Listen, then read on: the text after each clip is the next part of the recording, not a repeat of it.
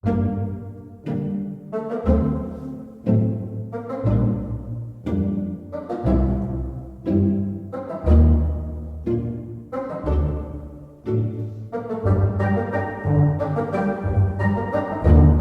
tahu tanaman ini? Ini adalah tumbuhan Ludwigia octovalvis atau kakak bean. Ini adalah jenis tumbuhan gulma yang sering kalian jumpai di kebun, terutama di sawah. Saat aku melihat tumbuhan yang memiliki bunga yang cantik ini, aku dibuatnya penasaran dan berusaha mencari tahu lebih jauh siapa sebenarnya bunga cantik ini. Ludwigia octovalvis atau kakak bean disebut juga dalam bahasa daerah seperti Salanyawo di Jawa, Gagabusan di Sunda, Kala menjadi Madura, Pangambo di Sumbawa Timur, Kaleteletengen di Minahasa, Daun Banu di Ambon, Lakum Air, dan Jembungan. Di tempat kalian, mungkin tumbuhan ini memiliki nama yang berbeda. Sebelum kita melanjutkan mencari tahu lebih jauh siapa sebenarnya si cantik berbunga indah ini, ada baiknya bantu kami dulu dengan like, subscribe, komen, dan share. Bantu kami juga mencari referensi atau sumber-sumber ide bahasan baru di kolom komentar, agar kami lebih semangat lagi membuat video selanjutnya.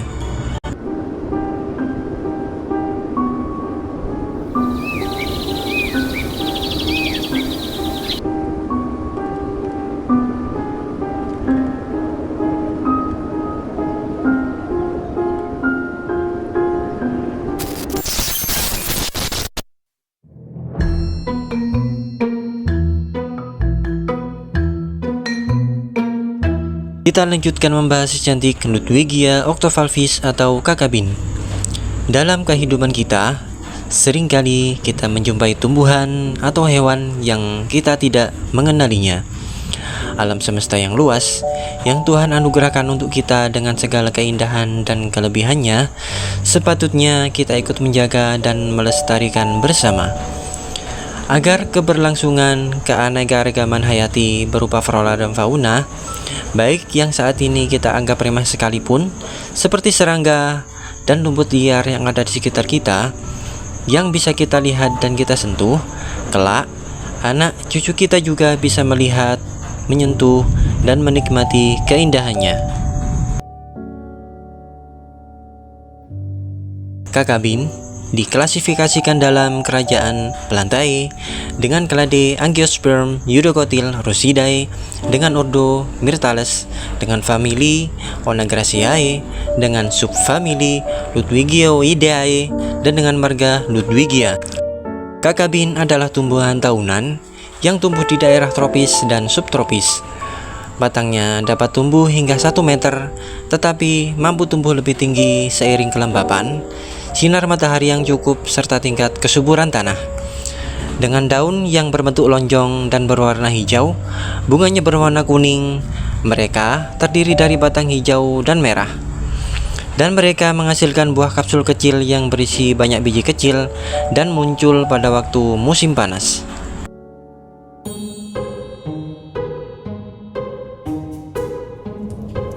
Kita semua tahu, keanekaragaman hayati berupa hewan dan tumbuhan sangat dipengaruhi oleh geografis, entah itu penyebarannya secara alami, baik melalui air, udara, hewan, dan bahkan campur tangan kita sebagai manusia, baik secara sengaja maupun tidak.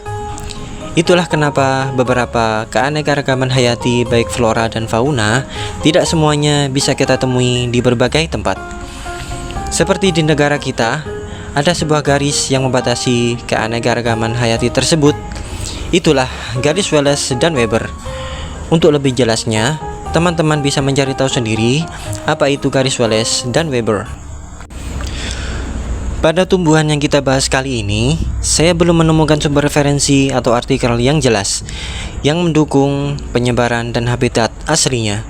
Kakak bean adalah jenis spesies tanaman berbunga dalam keluarga Onagraceae yang dikenal dengan nama umum Mexican Primrose Willow, dan distribusi aslinya tidak jelas.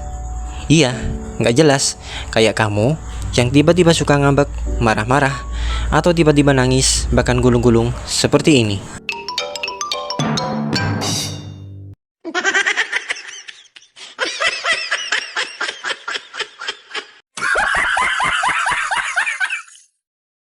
Tumbuhan ini dapat ditemukan di daerah yang lembab, seperti di sekitar sungai, danau, dan rawa. Kakabin dapat ditemukan di Amerika Tengah, Australia, Asia Tenggara, Tamil Nadu, Timur Tengah, wilayah Afrika Tengah sampai Barat, dan menyebar dengan mudah untuk dinaturalisasi. Di wilayah lain, ia juga dibudidayakan sebagai tanaman air. Tanaman ini dikenal karena sifat anti penuaannya. Betul, memiliki sifat anti penuaan.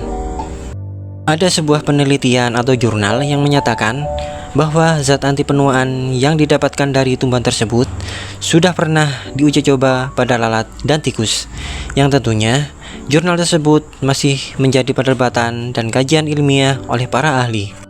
Spesies ini kadang-kadang dianggap sebagai spesies invasif dan diklasifikasikan oleh IUCN sebagai paling tidak diperhatikan dengan populasi yang stabil, seperti anak-anak zaman sekarang yang suka kebut-kebutan gak jelas, genggengan, dan akhir yang tidak jelas seperti ini.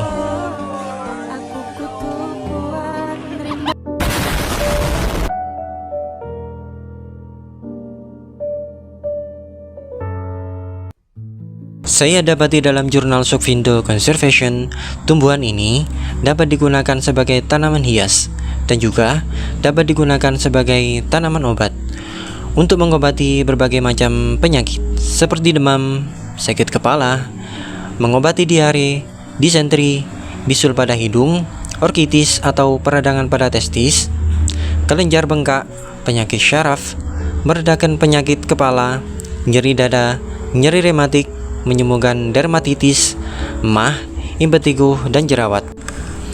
Juga memiliki aktivitas sebagai pencahar, vermifuge atau obat cacing, karminatif atau meredakan kolik angin dan perut, analgesik atau pereda nyeri, antibakteri, dan antioksidan.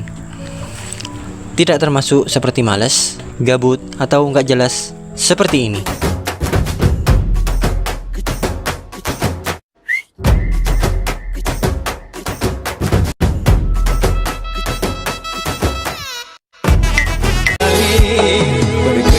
Tubuh bergetar menahan gejolak hati. Hei bang, gimana perasaanmu? Kamu gak kerja, kamu gak pegang duit. Oh, nggak masalah. Gak masalah gimana bang? Kalau aku kerja nggak pegang duit, itu baru masalah. Oh, amat tiket tuh.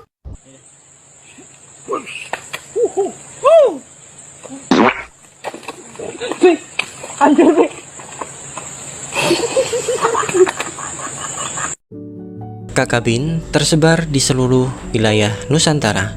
Tanaman ini telah digunakan oleh masyarakat di berbagai negara sebagai tanaman obat yang dipercaya dapat memberikan manfaat baik bagi kesehatan.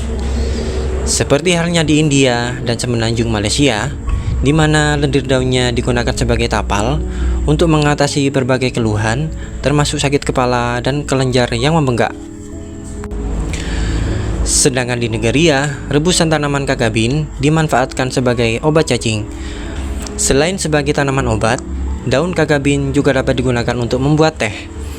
Kakabin juga dapat ditanam sebagai tanaman fitoremediasi yang mampu menyerap racun arsenik dan logam-logam berbahaya lainnya.